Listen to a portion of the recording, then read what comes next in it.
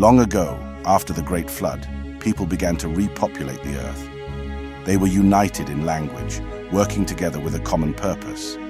But as they grew in number and confidence, their ambitions led them to a bold plan, to build a massive tower that would reach the heavens. In this story of the Tower of Babel, we witness the power of unity, the dangers of unchecked ambition, and God's intervention to remind humanity of its limits. The descendants of Noah spread out across the earth, carrying on with new lives, but they soon sought a place where they could all come together. In the vast plains of Shinar, a fertile and open land, they gathered as one great people. The people were excited, full of purpose, and they shared the same language, making it easy to work and plan together. With everyone speaking the same tongue, there was no confusion or misunderstanding among them. This unity made them strong, and they felt they could accomplish anything. They shared stories of past challenges and survival, marveling at how they had come this far. There was a deep sense of pride and belonging as they began to imagine what they could achieve as a united force. One day, a leader among them suggested an ambitious plan that captured everyone's imagination. Let's build a city, and at its center, a tower so tall that it touches the heavens. It will be a symbol of our strength, and we will never be scattered across the earth. The crowd cheered, inspired by the idea, and soon plans were underway to build this towering monument to their unity and greatness. The people gathered materials to begin their massive project. In Shinar, they discovered clay to make bricks and tar to bind them, strong enough for building the towering structure they envisioned. With excitement, they baked the bricks, stacking them high, one atop the other, and soon the foundations of the tower began to rise. Day after day, the people toiled under the sun, driven by their shared goal. Everyone had a role to play.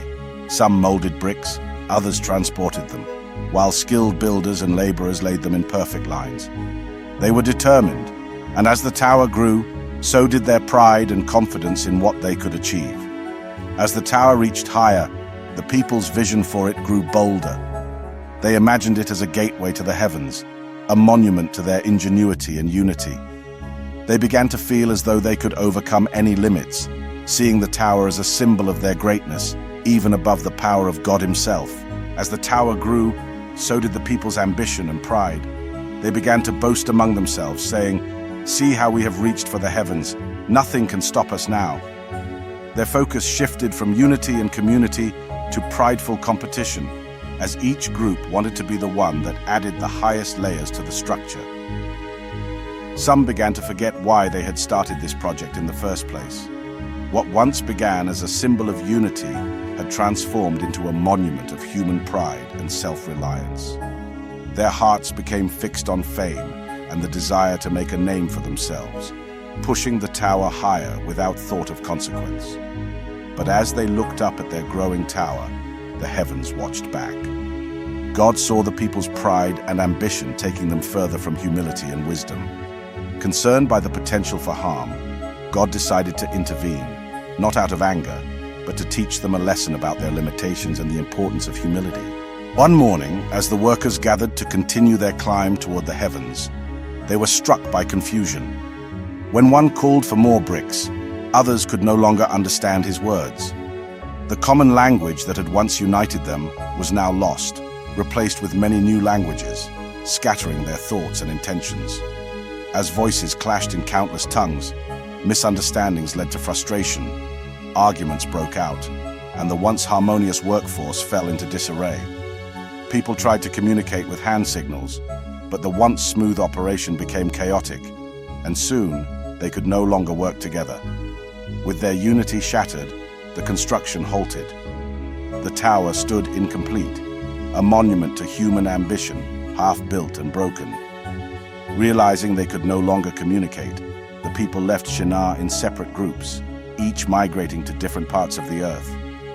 The grand vision of a tower to the heavens was abandoned, and the place was named Babel, meaning confusion. The half-built Tower of Babel remained as a reminder of what had happened there. It was no longer a monument to human greatness, but a symbol of the limits of pride and ambition. People told stories of Babel's confusion to their children and grandchildren, warning them about the dangers of arrogance and forgetting humility before God.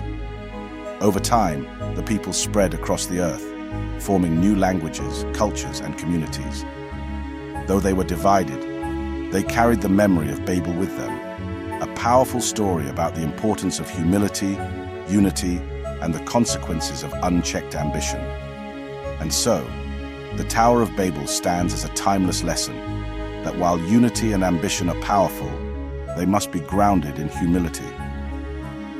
This story encourages us to remember our limits and approach life with gratitude rather than pride. If you've enjoyed this story, don't forget to subscribe to our channel for more inspiring tales from the Bible.